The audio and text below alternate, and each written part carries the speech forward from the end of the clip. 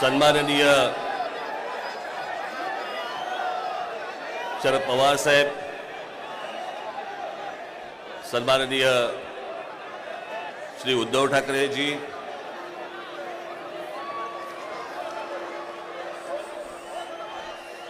श्री जयंतराव पाटील,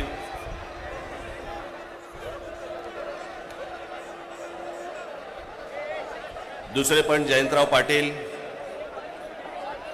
इथे दोन नावाचे दुबार बसलेले आहेत. इतर सर्व सन्माननीय आणि माझ्या सर्व जमलेल्या मतदार बांधवांनो, भगिनींनो आणि मातांनो,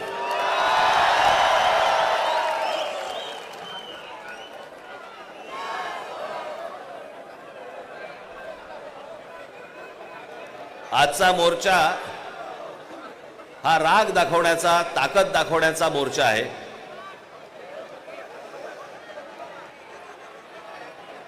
मतदारांना ए बाबा तो ड्रोन आहे ना, ड्रोन थोडं डोक्यावर आणि माझ्या वारा पडत होता.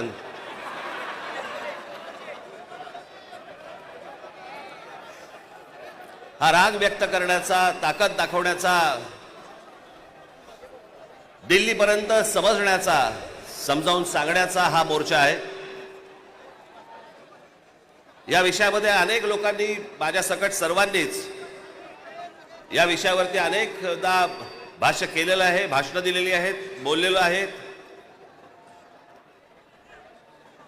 तोच विषय तुम्हाला नव्याने सांगण्यासारखं असं काहीच नाही. आज तुम्ही सगळेजण खूप बऱ्याच लांबून सगळीकडनं आलेला आहात. सर्वप्रथम आपणा सर्वांचे मी आभार मानतो की आपण सर्वजण मोठ्या ताकदीने आज इथे मोर्चाला जमलात.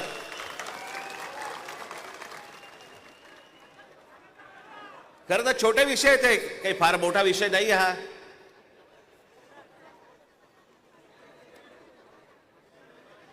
आम्ही बोलतो आहोत, उद्धव ठाकरे बोलतायत, शरद पवार साहेब बोलतायत की याच्यामध्ये दुबार मतदार आहेत. शेतकरी कामगार पक्ष बोलतोय, कम्युनिस्ट पार्टीचे लोक बोलतायत, काँग्रेसचे लोक बोलतायत, सगळेच जण बोलतायत. एवढंच नव्हे, भारतीय जनता पक्षाचे पण लोक बोलतायत की दुबार मतदार आहेत. शिंदेचे लोक बोलतायत दुबार मतदार आहेत. अजित पवारांचे लोक म्हणतायत दुबार मतदार आहेत. अरे मग अडवलंय कोणी? मग हा निवडणूक घेण्याची घाई का करतात? साधी गोष्ट आहे, मतदार याद्या साफ करा आणि मतदार याद्या साफ केल्यानंतर त्या पूर्ण पारदर्शक केल्यावरती मग जेव्हा निवडणुका होतील त्याच्यानंतर यश कोणाचं, अपयश कोणाचं, सगळ्या गोष्टी मान्य. पण सगळं लपून लपून लपून छपून जे चालू आहे ते कशासाठी? पण मी आज दोन तीनच गोष्टी तुम्हाला आज दाखवण्यासाठी इथे आणलेल्या आहेत.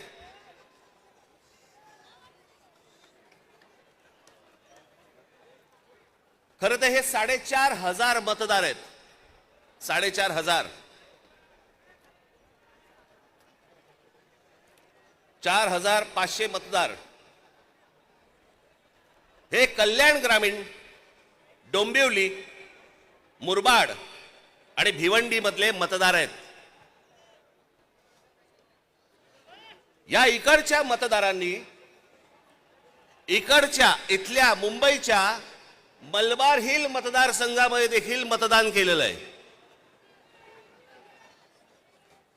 4,500 मतदार हे या ठिकाणी राहणारे यांनी मलबार हिल मतदारसंघामध्ये मतदान केलेलं आहे. त्यातल्या अगदी नावाला म्हणून मी तुमच्यासाठी हे एवढे मतदार आहेत, हे एवढ्या लोकांनी हे तिथे राहत आहेत, तिथेही मतदान केलं आणि मलबार हिल मध्ये देखील मतदान केलं.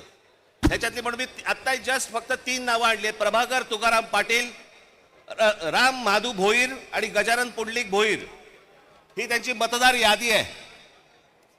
या मतदार यादीमध्ये त्यांनी त्या मतदारसंघांमध्ये देखील मतदान केलेलं आहे आणि मलबार हिल मतदारसंघामध्ये देखील मतदान केलेलं आहे. असे लाखो लोक आहेत महाराष्ट्रभर की जे या मतदानासाठी म्हणून वापरले गेले.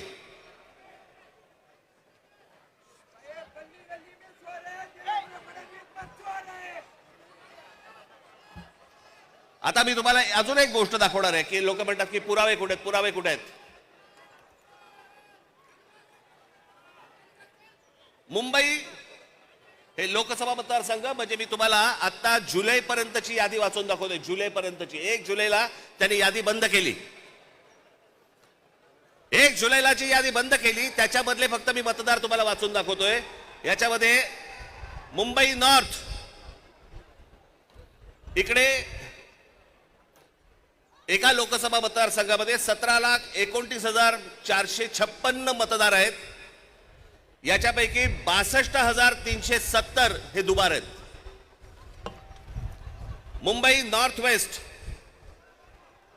संपूर्ण मतदार 16,74,861 आणि दुबार मतदार 60,231.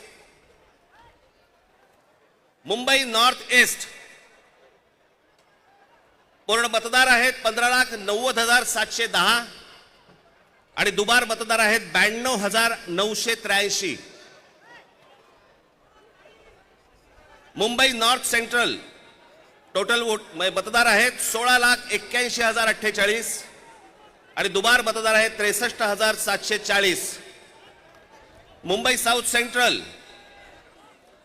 संपूर्ण मतदार आहेत 14,37,776 आणि दुबार मतदार आहेत 50,565. मुंबई साऊथ मतदार आहेत, हे आत्ताची यादी सांगतोय तुम्हाला, जुलै पर्यंतची, 1 जुलै पर्यंतची, 15,15,15,993 आणि दुबार मतदार आहेत 55,205. नाशिक लोकसभा मतदार आहेत 19,34,349 आणि दुबार मतदार आहेत 99,673. मावळ लोकसभा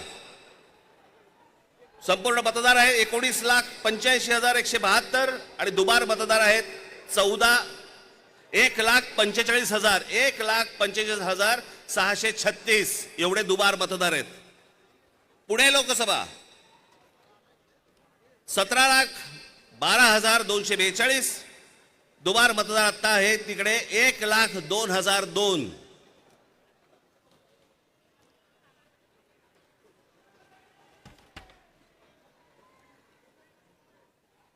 हे ठाणे लोकसभा इथे दुबार मतदार आहेत 2,09,981.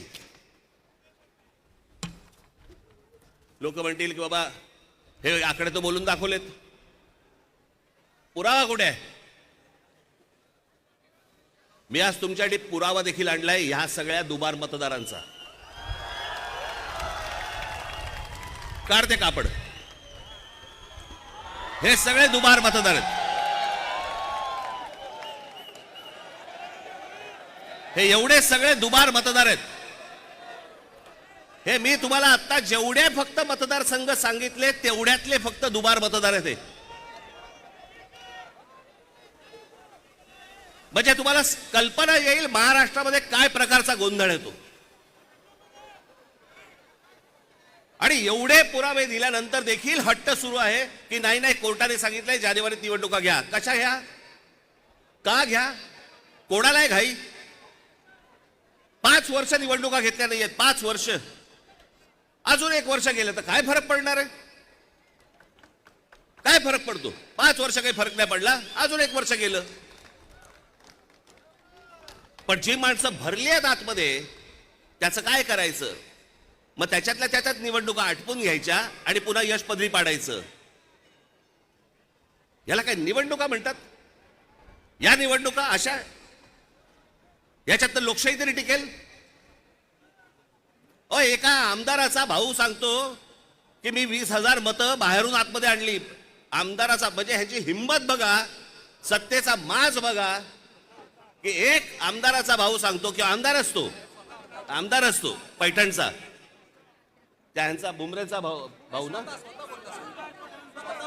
हो पण त्याचा बुमरेचा भाऊ ना, तो मुलगा हल्ली कळतच नाही माहिती. या मतदार याद्या तपासताना ह्याच्यातला कोण त्या दिवशी सांगितलं नाही का मी? मुलीचं वय 114, वडिलांचं वय 43. त्या दिवशी काय मला बोलायचं ते मी बोललो. काहीही चालू आहे. त्या नवी मुंबईमध्ये नवी मुंबईचे आयुक्तांच्या बंगल्यावरती मतदार नोंदवले गेलेत. कोणीतरी सुलभ शौचालयामध्ये नोंदवला गेला. कुठेही बसलेला दिसला की काही नोंदवायचा का? ही अत्यंत लाजिरवाणी गोष्ट मला असं वाटतं ही देशभर सुरू आहे, प्रत्येक ठिकाणी सुरू आहे, प्रत्येक मतदारापर्यंत समजले. परवा दिवशी तर मी त्या मशीन्स, वोटिंग मशीन बद्दल बोललो. मी त्याचं डेमॉन्स्ट्रेशन दिलं. मी हे गेले 2017 पासून ओरडून सांगतोय की ह्याच्यामध्ये गडबड आहे, ह्याच्यामध्ये गोंधळ आहे. अशा प्रकारच्या साधी गोष्ट आहे. 232 आमदार निवडून आल्यानंतर जर महाराष्ट्रामध्ये मातम असेल, महाराष्ट्रामध्ये जर समजा सन्नाटा असेल, महाराष्ट्रामध्ये काहीच नसेल, सगळे जर मतदार हे गोंधळलेल्या अवस्थेमध्ये असतील आणि सगळ्यांना जर आश्चर्य पडलं असेल, निवडून आलेल्यांना चिमटे काढून बघत होते निवडून आलेले लोक की मी कसा आलो निवडून. पण निवडून आलेल्याची सोय अगोदरच झाली होती, त्याच्यामुळे त्याला माहिती नव्हतं की मी निवडून येणार. हे सगळे कारस्थानं, या सगळ्या गोष्टी, ह्या सगळ्या निवडणूक आयोगाच्या मार्फत सगळ्या सुरू आहेत. कशा निवडणुका लढवायच्या मला जरा सांगा. भाई, जो मतदार उन्हातारामध्ये रांगेमध्ये उभा राहतो त्याच्या मतांचा अपमान नाही का? म्हणजे मतदारांनी मतदान नोंदवायचं, कुठेही करायचं, पण मॅच अगोदरच फिक्स आहे, त्याच्या मताला काय किंमत आहे? आणि म्हणून मला आपल्याला सांगायचं आहे की आता जी काही कायदेशीर कारवाई प्रोसेसची सुरू आहे, मला असं वाटतं उद्धव ठाकरे आपल्याशी या संदर्भामध्ये बोलतीलच, सांगतीलच आपल्याला. ते सगळ्या गोष्टी सुरू असतील. पण एक गोष्ट आपल्याला सांगतो, जेव्हा कधी निवडणुका होतील, जाता आता फक्त आपल्याला एकच सांगेन, जेव्हा कधी निवडणुका होतील, एक तर पहिल्यांदा तुम्ही घराघरामध्ये जा, सर्वजण याद्यांवरती सगळ्यात जोरात काम करा. चेहरे कळले पाहिजेत, एकेका यादीवरचे सगळ्यांना चेहरे कळले पाहिजेत. ती माणसं तिकडे मतदार नोंदणीची म्हणजे आपल्या मतदाराच्या ठिकाणी बसले पाहिजेत. आणि त्यानंतर जर समजा तिकडे हे दुबार तिबार वाले जर आले, तिथेच फोडून काढायचे.